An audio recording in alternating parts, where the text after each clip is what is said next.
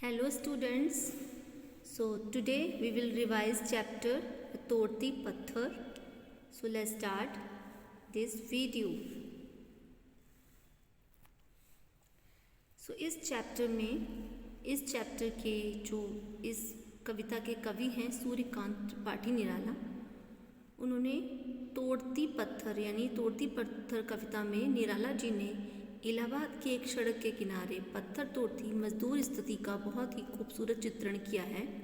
साथ ही एक मजदूरिन जिस परिस्थिति में काम कर रही थी उसका यथार्थ और मार्मिक चित्रण किया है। स्त्री रुई की तरह तपती धरती और बरसती लू की दोपहरी में पत्थर तोड़ रही हैं। आसपास कोई शायद पेड़ भी नहीं है। गर्म हवा धूल भरी आंधियाँ चल रही हैं। यहाँ कवि ने उस सांवली सलोनी निर्धन मजदूरी के कठिन परिश्रम का महत्व प्रकट किया, इनकी उसका वर्णन किया है। आइए हम इस कविता को विस्तार से जानेंगे और इसके अर्थ को भी। सबसे पहले हम इस कविता को पढ़ेंगे।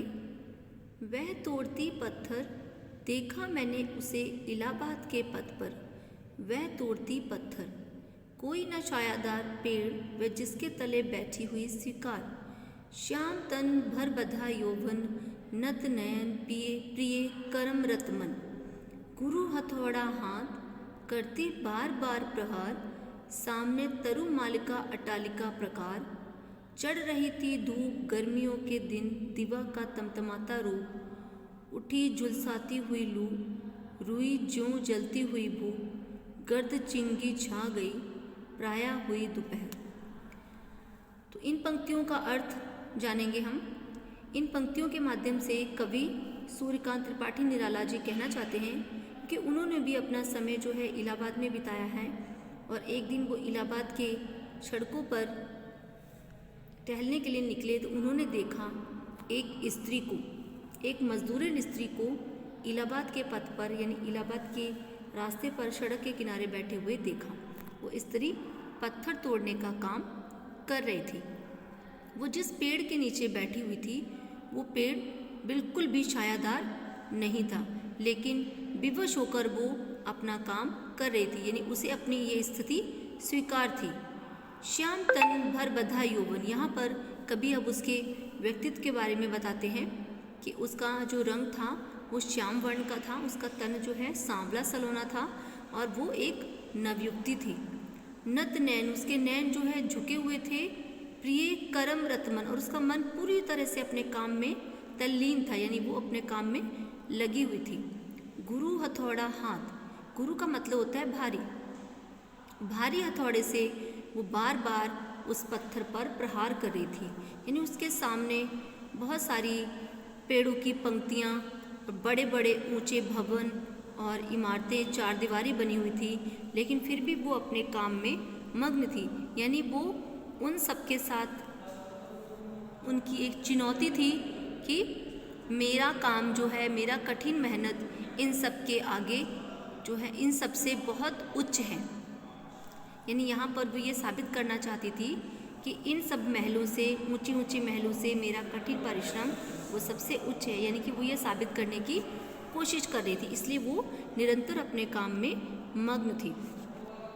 चढ़ रही थी धूप गर्मियों के दिन, यानी जिस समय वो काम कर रही थी उस समय धूप जो है वो एकदम शिखर पर थी, सूरज जो है बिल्कुल तमतमाया हुआ था, दिन जो है बहुत ही ज़्यादा तपा हुआ था, गर्म हवाएं चल रही थी और जो कि धरती को रुई के समान जला रही थी। चारों तरफ धूल भरी आंधियाँ थीं और भरी दोपहर थी जिसमें वो पत्थर तोड़ने का काम कर रही थी। देखते देखा मुझे तो एक बार उस भवन की ओर छिन्न तार, देखकर कोई नहीं देखा मुझे उस दृश्य से जो मार खा रोई नहीं सहज सजा सहज सितार, सुनी मैंने वह नहीं जो थी सुनी झंकार, एक क्षण के बाद वह कांपी सुगर, ढुलक माथे से गिरे सीकर, लीन होते कर्म में फिर ज्यों कहा मैं तोड़ती पत्थर। अब यहाँ पर कवि कहना चाहते हैं कि एक बार उस स्त्री ने मुझे देखा और उसके बाद फिर उसने उस भवन को देखा, अर्थात वो मुझे देखकर फिर उस भवन को देखकर ये कहना चाहती हैं कि उस भवन को भी, उस भवन का निर्माण भी हम जैसे लोगों ने ही किया है। छिन्न तार का मतलब है यानी वो अपना निरंतर कार्य कर रही थी और कवि ने उसकी तरफ देखकर यानी उसको देखकर उसके काम में विघ्न डाल दिया, यानी उसकी निरंतरता में खलन पैदा कर दिया, जिससे कि वो अपने काम को करने में थोड़ी देर के लिए रुक गई थी। देखकर कोई नहीं देखा मुझे उस दृष्टि से, यानी जब उसने मुझे इस दृष्टि से देखा तो मुझे बहुत ज़्यादा सहानुभूति हुई, यानी उस स्त्री को उस कवि से सहानुभूति हुई, क्योंकि उसने देखा कि वो भी अंदर से बहुत दुखी नज़र आ रहे थे। यानी उस समय वो अभी तक तो उसने अपना दुख जो है मन में छिपा रखा था, ऐसे जैसे कोई इंसान मार खाकर भी रोता नहीं है, अपने मन में रखता है, वैसे वो भी चुप थी। लेकिन उस कवि की स्थिति को देखकर उसके मन को मतलब उसकी दया को देखकर उसके मन में सहानुभूति के भाव उमड़ गए और उसके भी आंखों से आंसू सहज ढुलक गए। सजा सहज सितार सुनी मैंने वह नहीं जो थी सुनी झंकार। यहाँ पे कवि कहना चाहते हैं कि जिस प्रकार एक वाद्य यंत्र होता है सितार, ठीक है, उसकी जो भी झंकार होती है, जो भी उसके राग होते हैं वो पहले से तय होते हैं, ठीक है, वो पहले से तय होते हैं। लेकिन यहाँ पर हृदय रूपी सितार की बात की गई है कि हृदय रूपी सितार के मतलब हमारे हृदय में जो कुछ है वो पहले से तय नहीं होता है, वो तो अचानक से स्थिति को देखकर उसके अकॉर्डिंग हमारे मन में भावनाएं उत्पन्न होती हैं। उसके जो झनकार है यानी उसके मन की जो व्यथा है, कवि कहना चाहते हैं कि उसके मन की व्यथा को मैंने सुना है।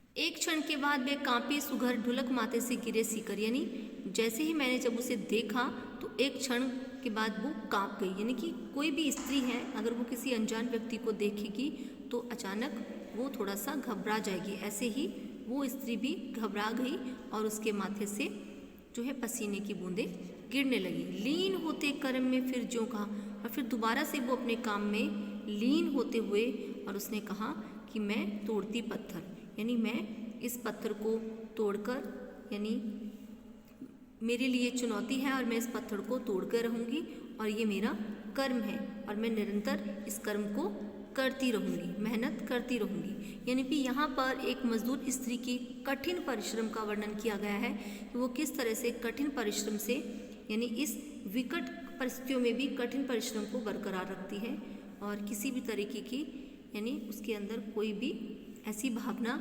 नहीं है। तो आई होप सभी बच्चों को ये कविता अच्छे से समझ में आई है। So thank you and have a nice day.